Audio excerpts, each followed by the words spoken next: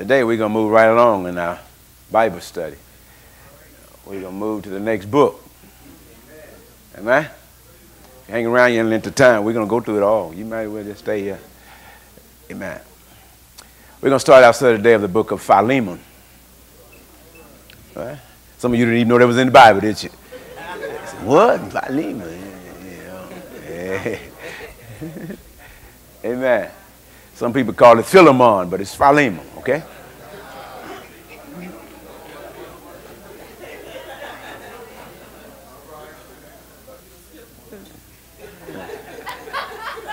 Now, this book, Philemon, very short book, was a letter written by the Apostle Paul to his friend Philemon. All right? And he wrote this on the behalf of his friend Onesimus. Philemon was a wealthy landowner, an elder in the church at Colossae. And slavery was the practice of the day, so he was a slave owner. Right? And it was norm, and it was a law, that slaves were accountable and responsible to the master. But Onesimus, one of Philemon's slaves, stole from Philemon, come on somebody, and then ran off. All right? He ran off from Colossae and he met Paul in Rome. And while there, Paul was incarcerated. He was ministered to Onesimus, and Onesimus got saved. All right?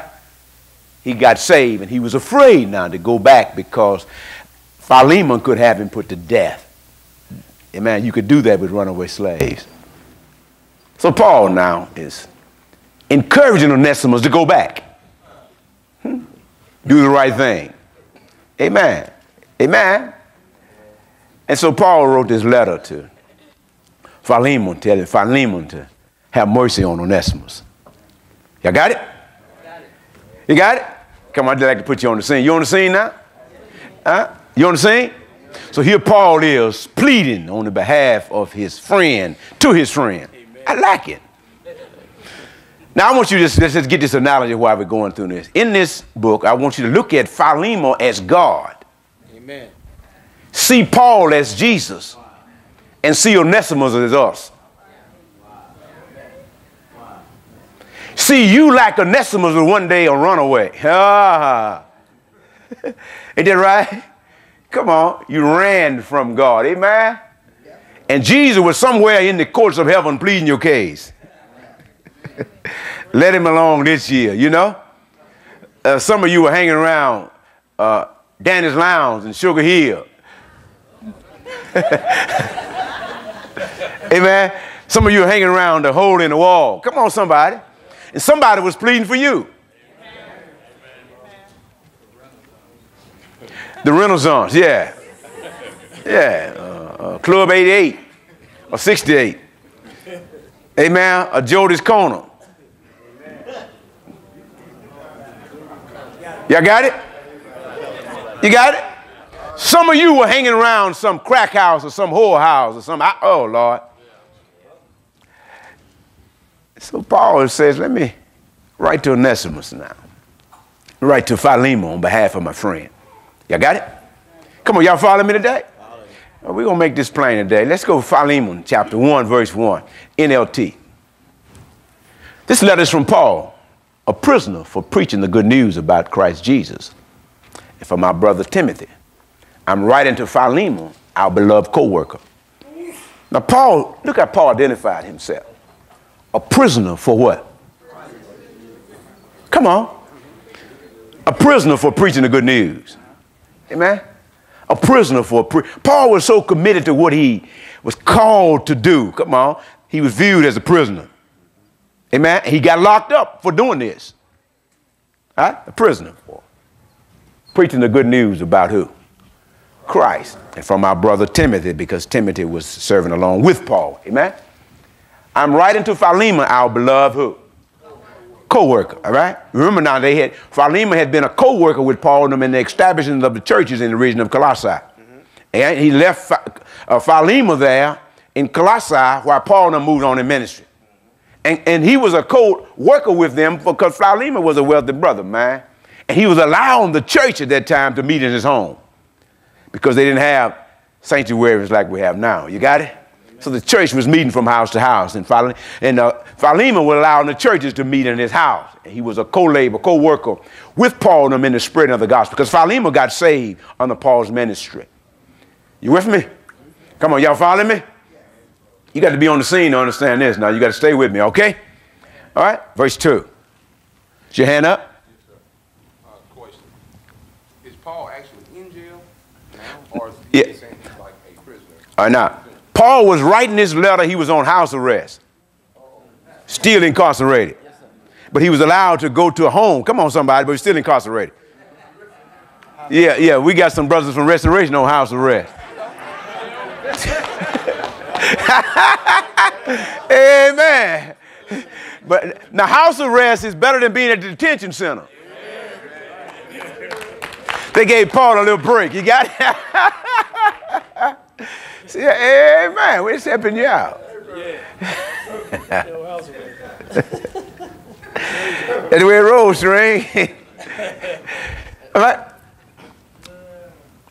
And to our sister, I feel, and to our fellow soldier, Archippus, and to the church that meets in your what? House. So he's writing to Philemon, to Aphia, which is some theologians believe that's his wife, and Archippus that some believe that's his son. But the church that meets where? Where? At his house. In his house. Now, the beginning of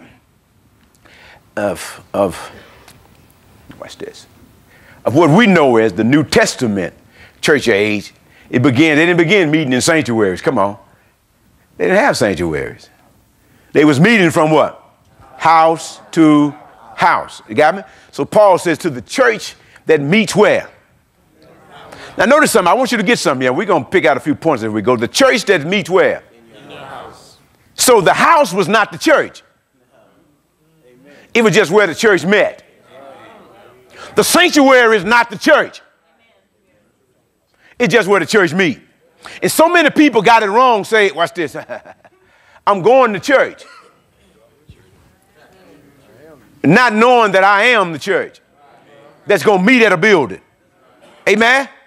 And most people got this mindset of church being something separate from them. What we call church house is just a building where the church meet. But it's not the church. Amen? I said amen. That's why this facility here is a multi-purpose facility. Man, you can't do that in the church.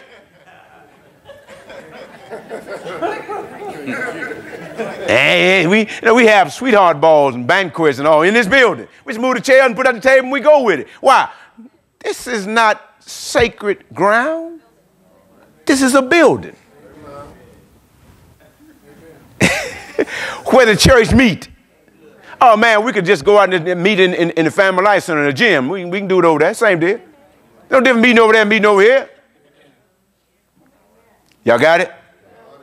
And a whole lot of people see church as, a building with stained glass windows and a steeple. That's the church. That's the building where the church meet.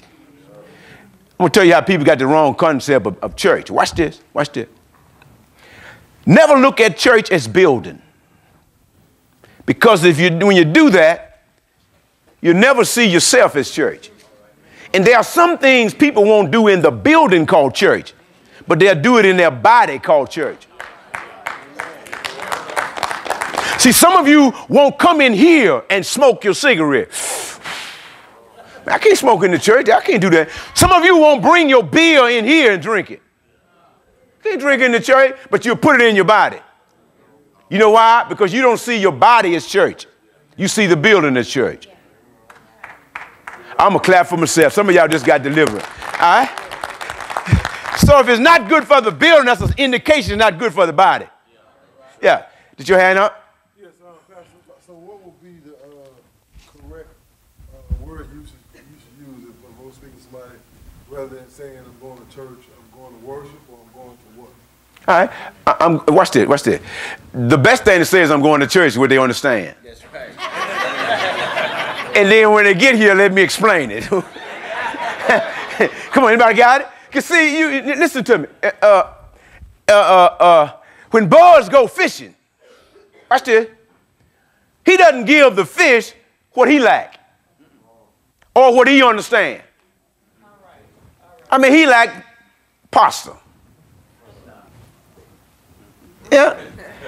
The fish don't understand pasta. They don't even lack pasta. So what he's trying to catch is the fish. So he got to give the fish, come on somebody, what the fish lack. And while he's scaling them, he can explain to them other stuff. So you got me, Cato? You got me, Cato? All right, now watch this. So you're inviting people to come to be a part of the fellowship with the believers, you know, what they understand is church. Amen? How many of you know we got to meet people where they are? Then we got to take them where they need to go. All right, listen. And to our sister Aphia, and to our fellow soldier, our chippers, and to the church that meets in what? Your house. Church just meet where? In your house. Your house is not a church, but it's where the church meet. Amen? Next verse.